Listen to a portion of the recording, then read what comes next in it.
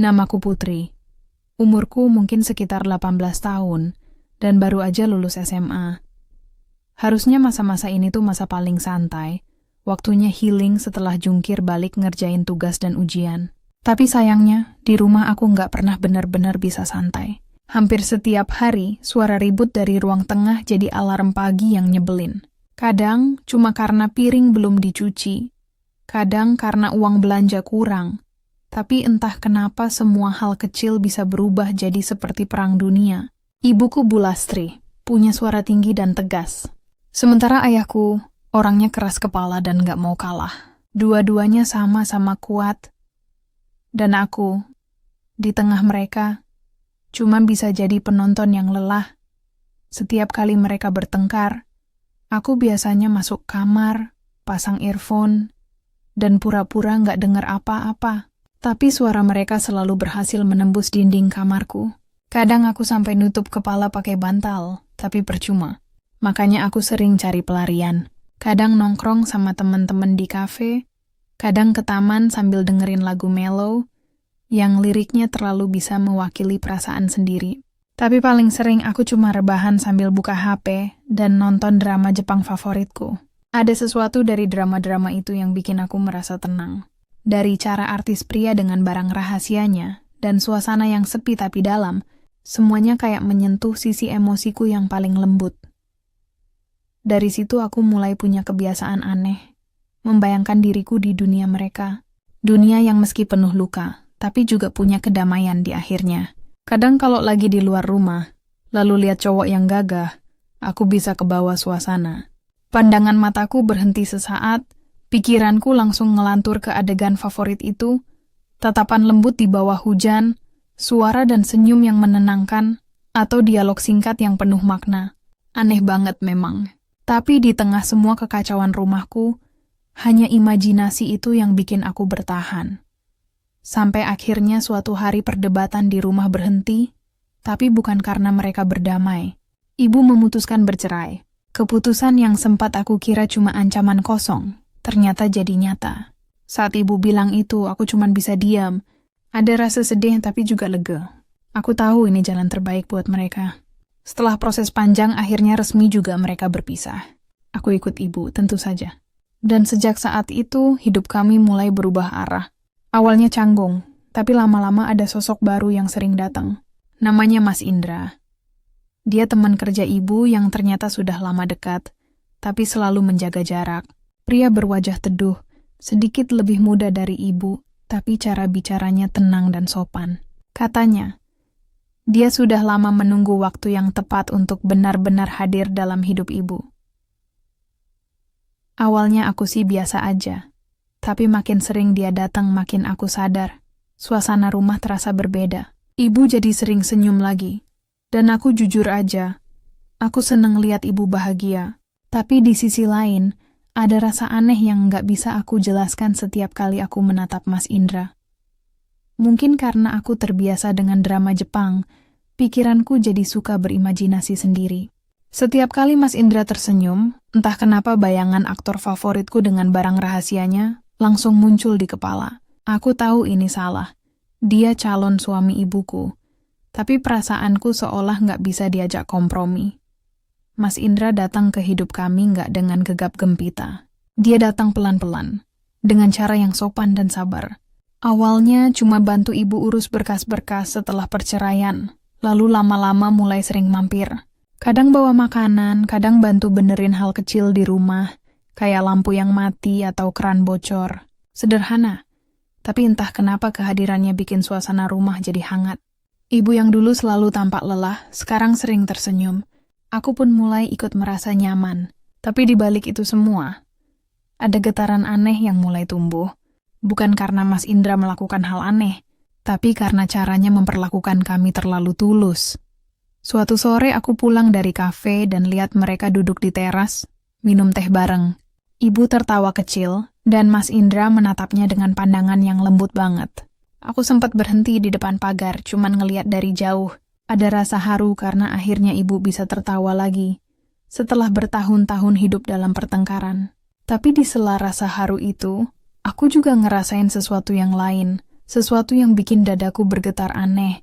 Cara Mas Indra menatap ibu mirip banget dengan cara aktor Jepang menatap lawan mainnya di adegan itu. Pandangan yang tenang tapi penuh makna. Dan mungkin karena aku terlalu sering nonton, pikiranku langsung melantur. Aku cepat-cepat masuk kamar lalu menegur diri sendiri. Put stop, jangan halu kamu.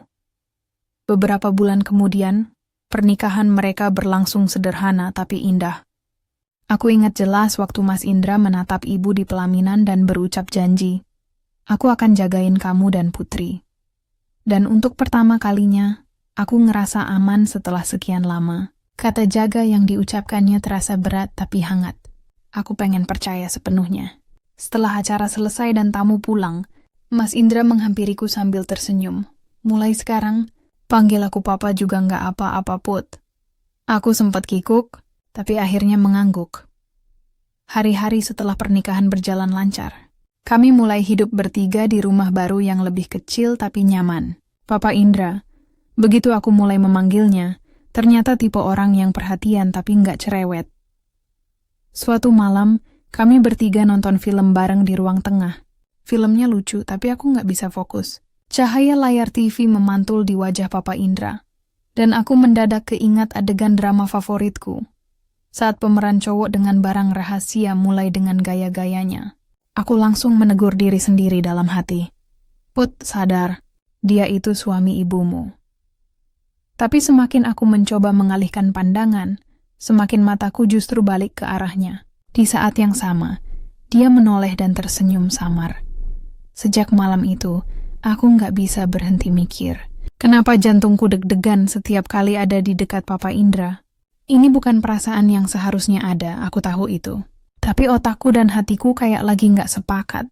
Kadang aku beralasan. Mungkin karena aku butuh sosok ayah yang sabar dan penyayang. Tapi bagian lain dalam diriku bilang, bukan itu alasannya. Dan entah kenapa setiap kali Papa Indra bicara dengan nada lembut atau menatapku saat ngobrol, bayangan aktor Jepang kesukaanku selalu muncul lagi. Pandangan yang dalam, kalimat yang sederhana tapi punya banyak makna. Hari Minggu pertama setelah mereka menikah, Papa Indra ngajak kami liburan ke pantai. Biar nggak sumpek, katanya sambil nyetir santai. Di kursi depan, ibu bersandar tenang. Angin laut dari jendela bikin rambutku berantakan, tapi rasanya menyenangkan. Setelah lama hidup dalam rumah yang penuh teriakan, suara ombak terdengar seperti lagu penenang. Aku sempat curi-curi pandang lewat kaca spion. Wajah Papa Indra fokus ke jalan, tapi tiap kali kami saling tatap sekilas, ada sesuatu di matanya, campuran lembut dan asing. Di pantai, kami main pasir bareng.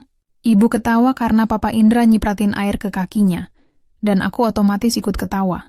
Dari luar mungkin tampak seperti keluarga bahagia biasa, tapi di dalam diriku ada badai kecil yang nggak bisa aku jinakkan. Kadang saat Papa Indra memanggil namaku dengan nada akrab, jantungku refleks berdebar. Put, tolong fotoin Papa sama Ibu dong. Aku mengangguk pura-pura sibuk nyari angle. Dalam layar kamera, mereka berdua tampak serasi, dan di sela senyum itu, aku menangkap pantulan wajahku sendiri di layar.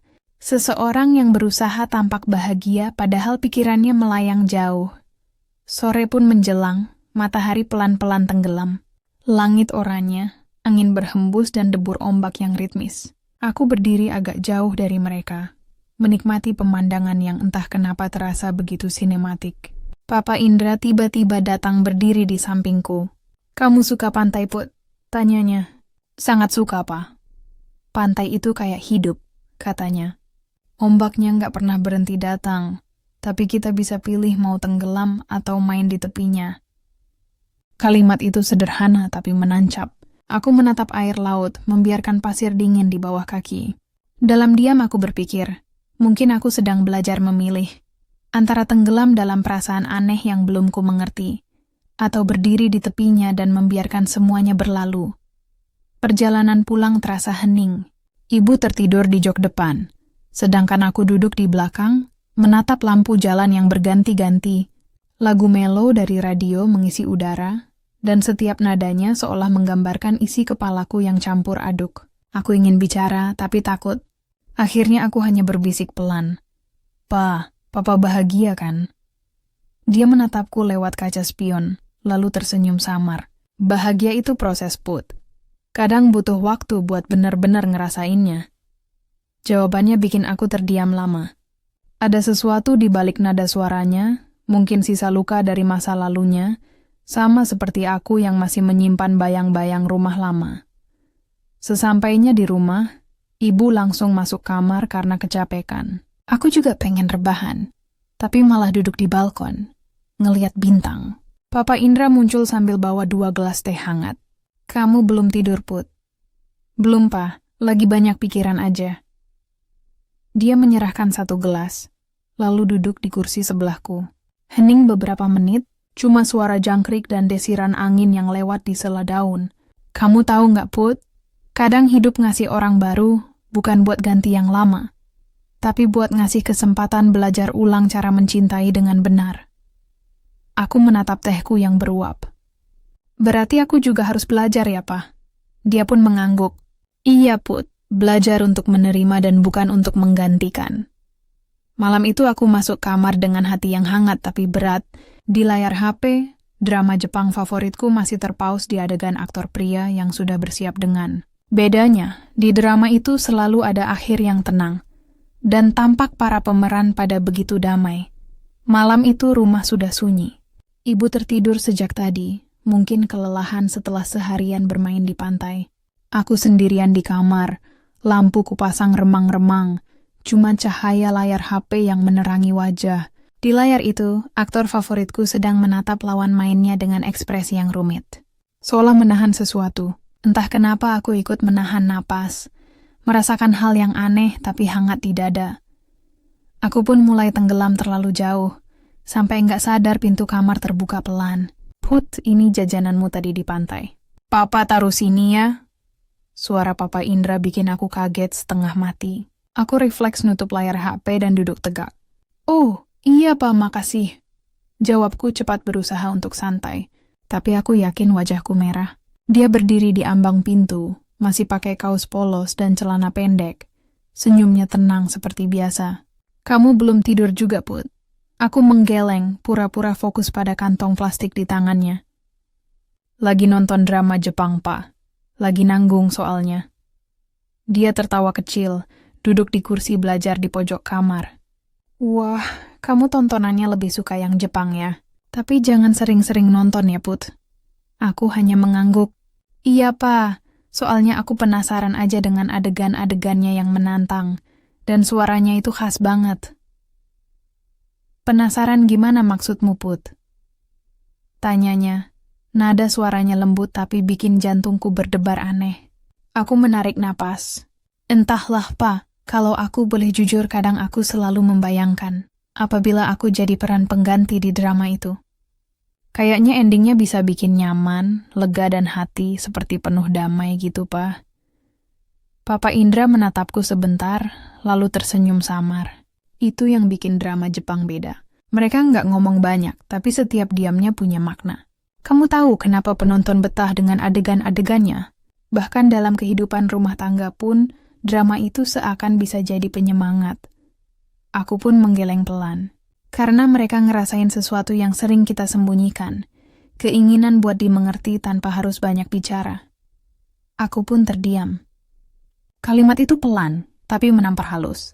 Aku merasa seolah semua rasa penasaran dan gelisah yang aku simpan selama ini terurai sedikit. Papa Indra melanjutkan, kadang yang kamu cari bukan adegannya, tapi arti di baliknya. Kamu pengen tahu rasanya dimengerti kayak si tokoh cewek itu kan? Aku menatap lantai, tersenyum malu. Mungkin iya, Pa. Mau banget malah ya. Dia berdiri, menghampiri meja, lalu menaruh jajanan di sana. Nggak apa-apa penasaran, Put. Tapi jangan cari jawabannya di layar terus. Dunia nyata juga bisa kasih perasaan yang dalam.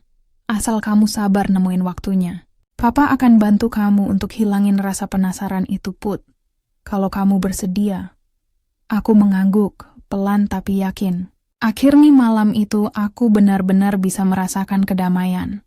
Ketika Papa mulai mengajariku bagaimana cara mengatasi masalah yang sebenarnya secara tuntas. Dan saat semua usai, dia menepuk bahuku ringan. Udah malam, Put. Tugas papa udah selesai kan? Jangan diingat-ingat terus. Kamu buruan istirahat, dan besok bantu ibu ya. Papa juga mau istirahat. Setelah dia keluar, aku masih duduk diam. Layar HP menyala lagi. Tapi kali ini aku lihat adegan yang sama dengan perasaan berbeda. Aku menatap pintu kamar yang baru saja ditutup Papa Indra, dan entah kenapa dadaku terasa hangat. Malam itu aku tidur lebih lelap, dan Papa Indra, dengan caranya yang tenang, berhasil membantu aku mengerti arti dari sebuah adegan yang selama ini cuma kulihat di layar. Hari-hari setelah malam itu berjalan lebih lembut dari biasanya. Sejak itu juga, aku jadi sering duduk bersama Papa di ruang tamu sepulang kerja.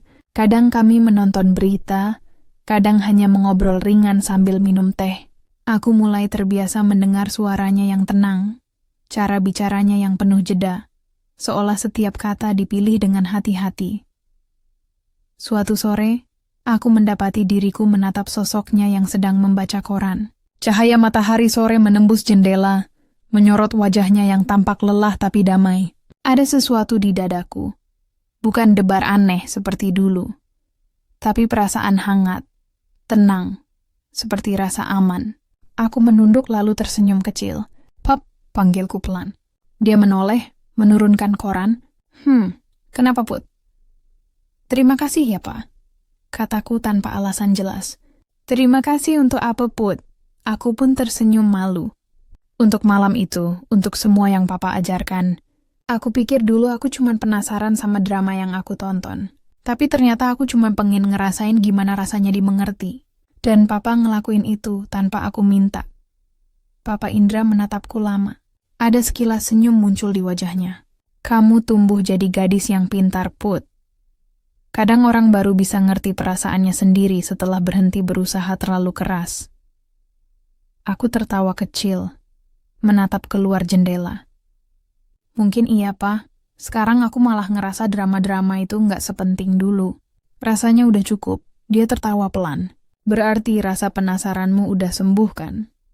Aku hanya mengangguk. "Udah, Pak, tapi bukan karena dramanya, tapi karena Papa." Dia menatapku penuh arti, lalu mengacak rambutku ringan. "Kalau gitu Papa ikut senang. Karena tugas Papa bisa berjalan dengan baik." Kata-katanya membuat tenggorokanku tercekat. Aku ingin bilang banyak hal, tapi tidak tahu harus mulai dari mana. Jadi aku hanya tersenyum, menatapnya dalam diam. Dalam hati, aku berjanji akan selalu mengingat malam itu. Malam ketika aku berhenti mencari cinta di layar, dan mulai menemukannya dalam bentuk yang lebih tulus. Kasih sayang seorang ayah yang hadir tanpa banyak kata. Hari-hari berlalu, dan aku tumbuh jadi lebih dewasa, sedikit lebih tenang, sedikit lebih bijak. Setiap kali aku menonton drama baru, aku tidak lagi sibuk menafsirkan adegannya. Aku lebih tertarik pada pelajaran hidupnya, tentang kesabaran, pengertian, dan batas yang membuat setiap hubungan menjadi indah.